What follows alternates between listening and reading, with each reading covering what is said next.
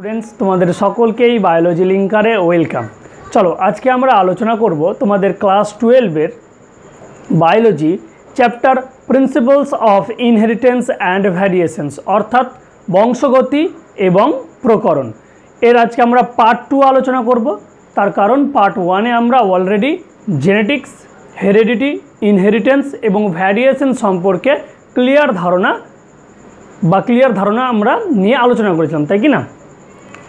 তো পার্ট 2-এ আমরা মেইনলি কী পড়বো? ফাদার অফ জেনেটিক্স, অর্থাৎ এই যে আমরা চ্যাপ্টারটা পড়ছি জেনেটিক্স, তার জনক হচ্ছে কে আমরা সবাই জানি, অর্থাৎ ফাদার অফ জেনেটিক্স।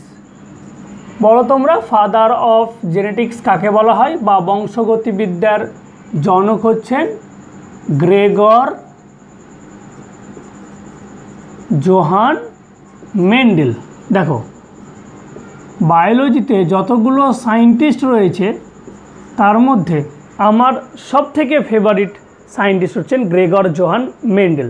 ওকে, কেন সেটা তোমরা যখন আজকের ক্লাসটা কমপ্লিট করবে তোমরা ফিল করবে এবং হয়তো তোমাদেরও অনেকেরই ফেভারিট সায়েন্টিস্ট হয়ে যাবে।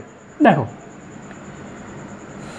তিনি গ্রেগর জোহানের মেন্ডেলে যদি তোমাদের এনসিইআরটিতে দেখি বেসিক কয়েকটা ইনফরমেশন দেওয়া রয়েছে। আমি এই জায়গাটা একটু এনসিইআরটি থেকে বাইরে বা এক্সট্রা বলার চেষ্টা করছি। নর্মালি হয়তো সবই ইম্পর্টেন্ট না, কিন্তু আমাদের মেন্ডেল সম্পর্কে জানার জন্য এটা একটু জানা দরকার। দেখো মেন্ডেলের জন্মগ্রহণ হয়েছিল 1822 খ্রিস্টাব্দে। তাহলে 1822 খ্রিস্টাব্দে মেন্ডেলের জন্ম। ওকে, দেন মেন্ডেল 1843 খ্রিস্টাব্দে তোমার বর্তমানে যে চেকস্লোভাকিয়া আছে বা যুগোস্লোভিয়া আমরা বলি, সেই যুগোস্লোভিয়ায় ধর্মযাজক রূপে যোগদান করেন। ধর্মযাজক অর্থাৎ পোপ, যেমন আমাদের ইসলামে মৌলভী সাহেব, হিন্দু ধর্মে পুরোহিতরা যে কাজ করে, ঠিক সেরকমই খ্রিস্টান ধর্মের পোপ বা ধর্মযাজক বলছি। আচ্ছা, তিনি জন্মগ্রহণ করেছিলেন অস্ট্রিয়াতে, বর্তমানে ইউরোপের দেশ। এটা অস্ট্রেলিয়া নয় কিন্তু, ক্রিকেটের অস্ট্রেলিয়া, ঠিক আছে। এবং তিনি যখন এই অগাস্টিয়ান মাঠে, মেইনলি যে মাঠটার নাম ছিল সেই মাঠটা হচ্ছে অগাস্টিয়ান মাঠ, সেই অগাস্টিয়ান মাঠে ধর্মযাজক রূপে, মঠ বলা হয়, মঠে ধর্মযাজক রূপে যখন যোগদান করলেন, সেই মাঠে বিশাল চাষবাসও হতো। তো তিনি কি করতেন? তিনি মেইনলি চাষবাসও করতেন, সেই সাথে সাথে তিনি 1856 থেকে 63 খ্রিস্টাব্দ পর্যন্ত মটর গাছ নিয়ে গবেষণা করেন। আর আমরা জানি মটর গাছের সায়েন্টিফিক নাম হচ্ছে পাইসাম স্যাটিভাম। তাহলে কত বছর হচ্ছে? এটা হচ্ছে 7 ইয়ার্স। তিনি 7 বছর ধরে মটর গাছ নিয়ে চাষবাস করেন, সাথে গবেষণাও করেন। ওকে, এইটা তোমাদের এনসিইআরটিতে রয়েছে, এটা ইনফরমেশনটা ইম্পর্টেন্ট। এরপরে তিনি 1865 খ্রিস্টাব্দে তার গবেষণা প্রকাশ করেন। এটাও তোমাদের ইম্পর্টেন্ট ইনফরমেশন। গবেষণা প্রথম প্রকাশ করেন। ওকে,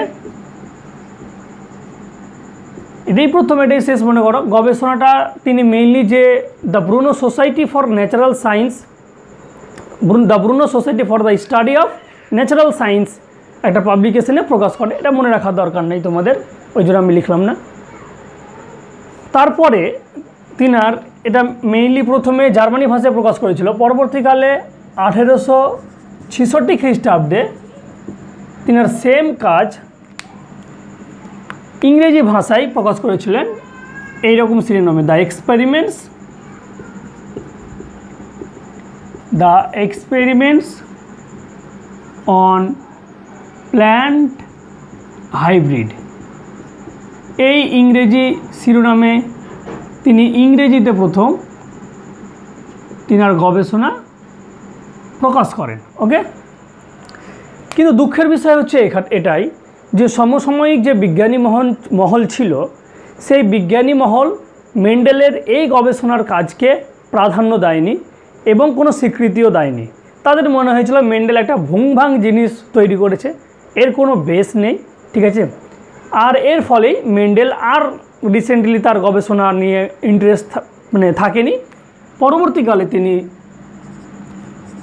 1884 খ্রিস্টাব্দে মৃত্যুবরণ করেন। অর্থাৎ মেন্ডেল নিজে তার সাকসেসের টেস্টটা পেয়ে যায়নি, তার মৃত্যুবরণ করলো। এই কারণেই মেন্ডেলকে আমার সিরিয়াসলি বলছি, যখন পড়ি তখন খারাপও লাগে, অ্যাট দ্য সেন্স এখন এতটা খ্যাতি হয়ে গেছে সেই রেসপেক্টে ভালোও বেশ লাগে। ওকে, দেখো আলটিমেটলি মেন্ডেল যে কাজগুলো করেছে সেম কাজ 1900 খ্রিস্টাব্দে 3 জন বিজ্ঞানী, কয়জন? 3 জন বিজ্ঞানী, ঠিক আছে, নামগুলো আমি লিখে দিচ্ছি, ইম্পর্টেন্ট। জার্মানির কার্ল করেন্স এবং হল্যান্ড অর্থাৎ নেদারল্যান্ডের হুগো দি ভ্রিজ এবং অস্ট্রিয়ার সেরম্যাক।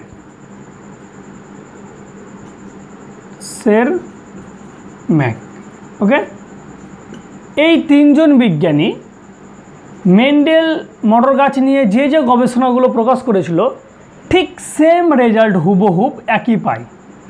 এরপরে তিনারাই প্রথম মেন্ডেলের কাজের কি করেছিল? রিডিসকভার্ড করেছিল।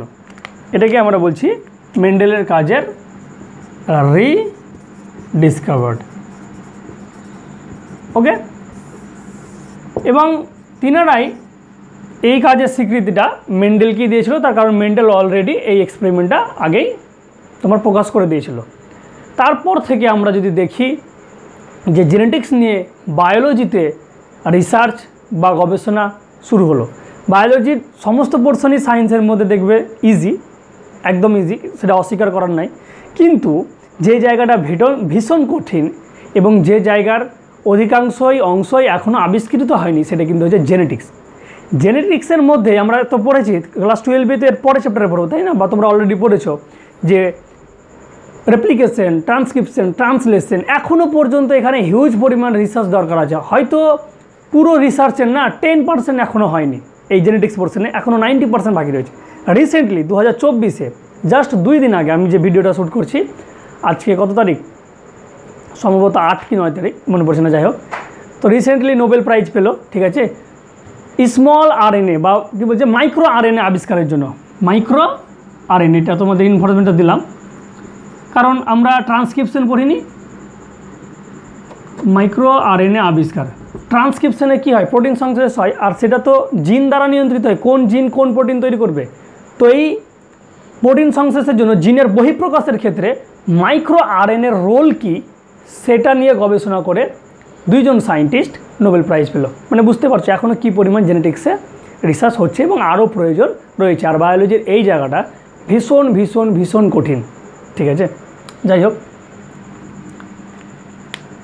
তাহলে দেখো মেন্ডেলের গল্প থেকে আমরা এটাই বুঝতে পারছি যে যদি তুমি ভালো কাজ করে যাও তাহলে তুমি জীবিত থাকাই সেই কাজের টেস্ট না পেলেও মৃত্যু অবস্থাও কিন্তু তোমার একটা গুণগান হবে, ঠিক আছে।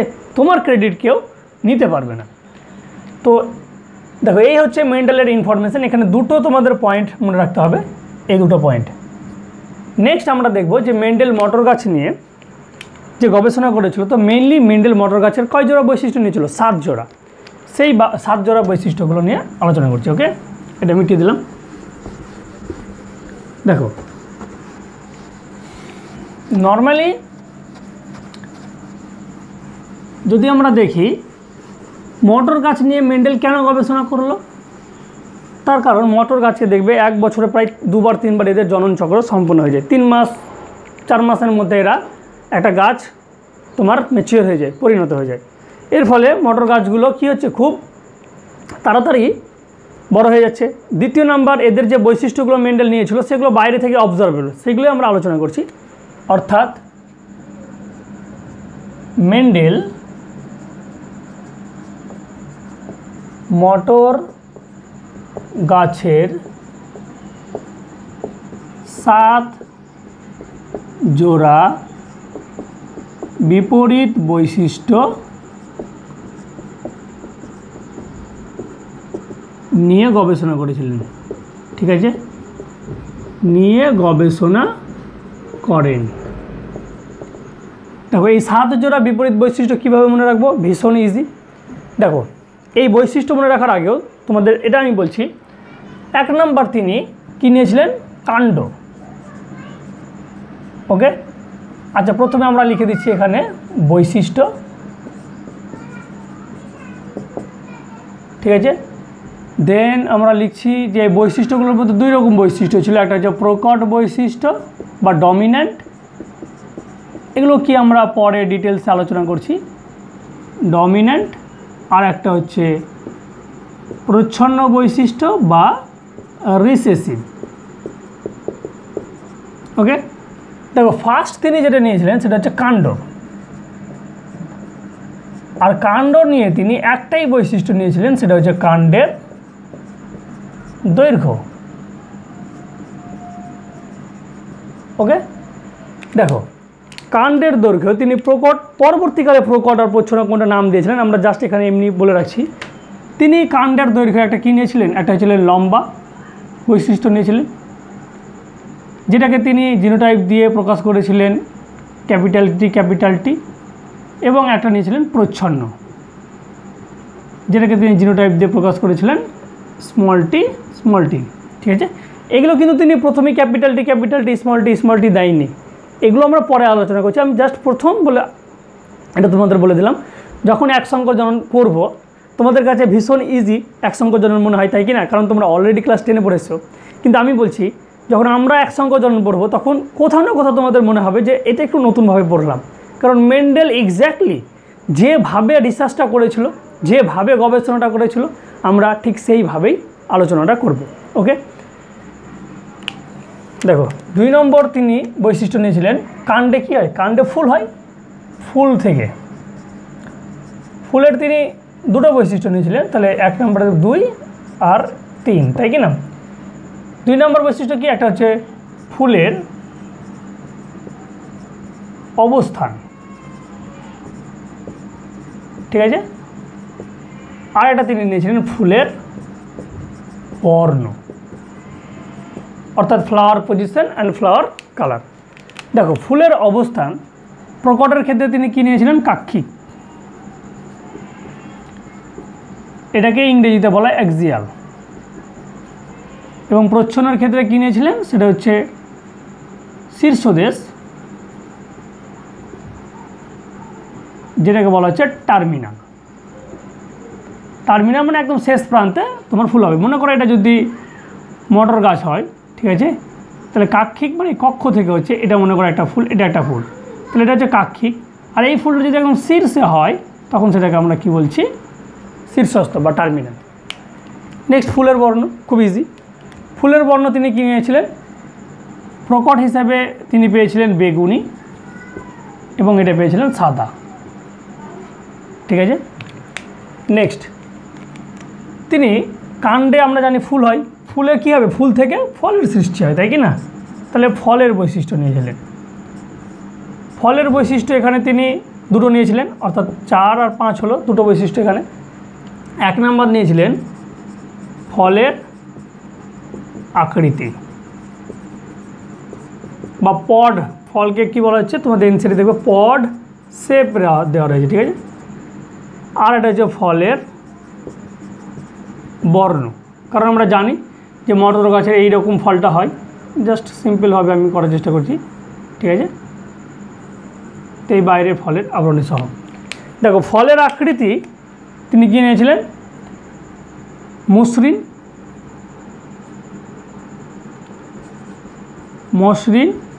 বা এটাকে আমরা বলছি ইনফ্লেটেড। ঠিক আছে, আর একটা নিয়েছিলেন খাঁজযুক্ত,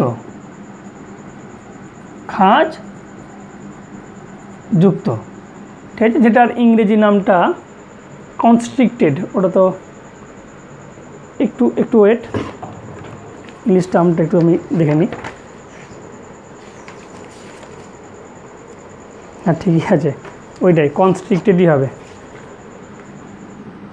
কনস্ট্রিক্টেড। ওকে, নেক্সট দেখো ফলের বর্ণ যদি দেখি, তিনি ফলের বর্ণ এখানে নিয়েছিলেন সবুজ, আর প্রচ্ছন্ন এসে নিয়েছিলেন হলুদ।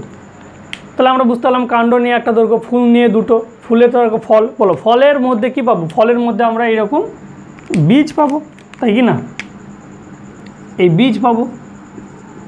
তো নেক্সট তিনি বীজের বৈশিষ্ট্য নিয়েছিলেন, এবং বীজেরও তিনি দুটো বৈশিষ্ট্য নিয়েছিলেন 6 আর 7। একটা হচ্ছে বীজের আকার,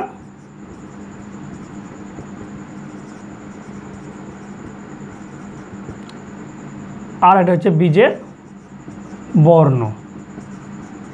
ওকে, ব্ল্যাক কালারটা আমি চেষ্টা করছি। দেখো বীজের আকার হিসাবে তিনি কি নিয়েছিলেন, গোলাকার অর্থাৎ রাউন্ড, এবং জিনোটাইপ আর দিয়েছিল, ঠিক আছে, এবং এটা হচ্ছে কুঞ্চিত বা যেটাকে আমরা বলছি রিঙ্কেলড, এটাকে তিনি স্মল আর স্মল দিয়ে প্রকাশ করেছিলেন, ঠিক আছে। নেক্সট বীজের বর্ণ যদি দেখি, বীজের বর্ণ তিনি, এটা জাস্ট অপোজিট মনে রাখবে, বীজের বর্ণ নিয়েছিল হলুদ বিশুদ্ধটা, এবং এটা হচ্ছে সবুজ। ওকে, যদি আমরা মটর গাছ কথা মনে করি, দেখবে আমরা দেখতে পাই যে বেশিরভাগই মটরের যে ফলটা হয় সেটা কিন্তু সবুজ বর্ণেরই হয়, এবং খুব রেয়ার হলুদ হয়, ঠিক আছে। তো এইরকম তিনি 7 জোড়া বিপরীত বৈশিষ্ট্য নিয়েছিলেন, ভীষণ ইজি 7 জোড়া বিপরীত বৈশিষ্ট্য মনে রাখা। এটা কিন্তু তোমাদের মনে রাখতে হবে কি কি, সেটা হচ্ছে কাণ্ড, ফুল, ফল, বীজ। কাণ্ড থেকে একটা, ফুল, ফল, বীজ থেকে দুটো করে, অর্থাৎ মোট 7টি। এই 7টির মধ্যে দেখো ফুলের বর্ণ, ফলের বর্ণ, বীজের বর্ণ রয়েছে, আর একদিকে ফলের আকৃতি, বীজের আকার, এবং একটা হচ্ছে ফুলের অবস্থান। এই 7টি বৈশিষ্ট্য আশা করি খুব ইজি তোমাদের কাছে মনে হবে, তাও মনে রাখবে, ঠিক আছে। এবং এইগুলো নিয়েই তিনি বিভিন্নভাবে পরীক্ষা নিরীক্ষা করেছিলেন, যেগুলো আমরা এক সংকর জনন, দ্বিসংকর জনন এবং ব্যাক ক্রস, টেস্ট ক্রসও পড়বো, ঠিক আছে।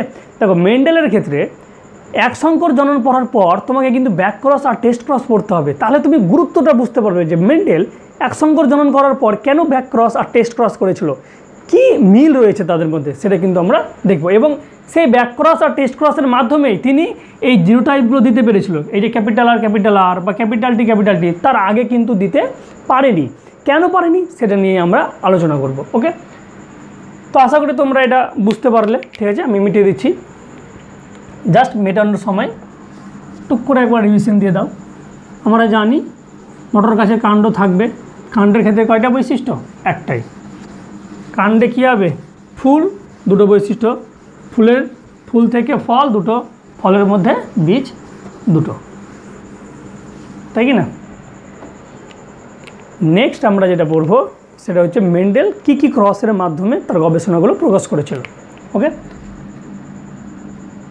প্রথমে আমরা পড়বো হাইব্রিডাইজেশন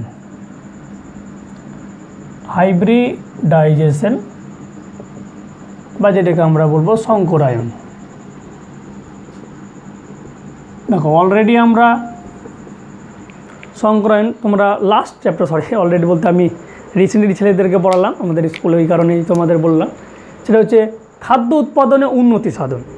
সেই খাদ্য উৎপাদনে উন্নতি সাধনের সংকরায়ন সম্পর্কে আমরা ডিটেলসে পড়বো, ঠিক আছে। এখানে আমরা মেন যেটা পড়বো সেটা কি, যে হাইব্রিডাইজেশন কাকে বলবো। দেখো সিম্পল, একই প্রজাতির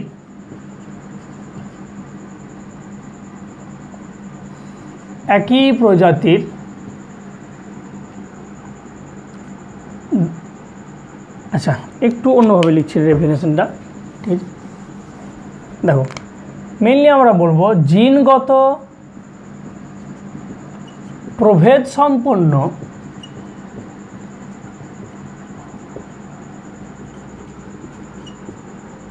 একই প্রজাতির দুই বা তার বেশি জীবের মধ্যে কৃত্রিম উপায়ে, এটা খুব ইম্পর্টেন্ট একটা ওয়ার্ড, কৃত্রিম উপায়ে যৌন জননের মাধ্যমে কি করব, অপত্য জীব সৃষ্টি করার পদ্ধতি। সেই পদ্ধতিটাকে আমরা বলছি হাইব্রিডাইজেশন অর্থাৎ সংকরায়ন।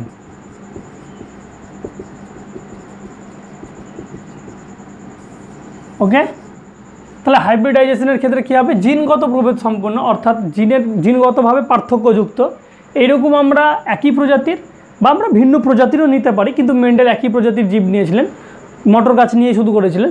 দুই বা তার বেশি জীবের মধ্যে কৃত্রিম উপায়ে, হ্যাঁ কৃত্রিম উপায় কেন, কি দেখো যৌন জনন এখানে আমরা ফিক্সড করে দেবো যে এই মনে করে এ একটা উদ্ভিদ দিয়েছে, এটা বি, এই এ আর বি এর মধ্যেই যেন জনন সম্পন্ন হয়, ঠিক আছে, অন্য কারোর সাথে যেন না হয়।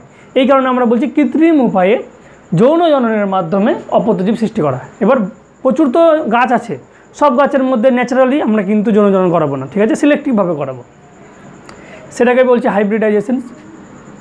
দেখো মেন্ডেল মেনলি প্রথমে করেছিলেন মনো হাইব্রিড ক্রস, যেটাকে আমরা বলে থাকি এক সংকর জনন। আচ্ছা, আমার হাতে লেখা সিরিয়াসলি খারাপ, ইয়ার কি করে বলছি না, যদি তোমাদের বুঝতে অসুবিধা হয় আমাকে বলবে। আর ভিডিওটা কী বলতো, একটু তাড়াতাড়িও লিখতে হচ্ছে, নাহলে আবার লেন্থি হয়ে যাবে। যাই হোক, তারপরে তিনি কি করেছিলেন, test cross, then back cross. আচ্ছা, আগে আমরা ব্যাক ক্রস লিখি, ব্যাক ক্রস, টেস্ট ক্রস, আর এটা হচ্ছে রেসিপ্রোকাল ক্রস। এগুলো কি আমরা নেক্সট দিন আলোচনা করব, ঠিক আছে।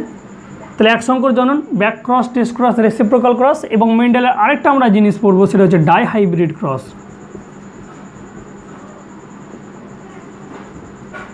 দেখো ডাইহাইব্রিড ক্রস, যেটাকে আমরা বলছি দ্বি সংকর জনন। তো এই মোটামুটি যদি আমরা 5টা ক্রস জেনে নিই, তাহলে মেন্ডেল কিভাবে কাজ করেছিল সেটা আমরা ইজিলি বুঝতে পারবো, ঠিক আছে। এক্ষেত্রে আমি বলবো, তোমাদের হয়তো ভিডিওটা লং হয়ে যাবে, এক সংকর জনন আর ব্যাক ক্রস, টেস্ট ক্রস বা রেসিপ্রোকাল ক্রস একটু অল্প অল্প আছে, একসঙ্গে যদি পড়ো তাহলে তোমরা খুব ভীষণ রিলেট করতে পারবে। ওই কারণে আমি চেষ্টা করবো তোমাদের এই দুটো একসাথে করার। হয়তো ভিডিওটা লং হবে, ঠিক আছে, তোমরা অবশ্যই দেখো, কনসেপ্ট একদম ইজি ক্লিয়ার হবে। তোমরা বলছি ক্লাস 10-এ পড়ে এসছো, তবুও দেখবে কোথাও না কোথাও যেন একটু নতুনভাবে আমরা পড়ছি। আর ডাইহাইব্রিড ক্রসটা নর্মালি আমরা পড়বো, ঠিক আছে। তো আজকের ক্লাস এই পর্যন্ত। যদি ক্লাসগুলো ভালো লেগে থাকে তাহলে অবশ্যই তোমরা বায়োলজি লিঙ্কারকে সাপোর্ট করো, তোমার বন্ধুদের সঙ্গে, ফ্রেন্ডদের সঙ্গে শেয়ার করো, এবং অবশ্যই তোমরা বায়োলজি লিঙ্কারকে লাইক, শেয়ার এবং সাবস্ক্রাইব করে সাপোর্ট করতে থাকো। চলো দেখা হবে নেক্সট ক্লাসে, অর্থাৎ এক সংকর জনন এবং ব্যাক ক্রস, টেস্ট ক্রস আর রেসিপ্রোকাল ক্রসে, ঠিক আছে। থ্যাংক ইউ, জয় হিন্দ।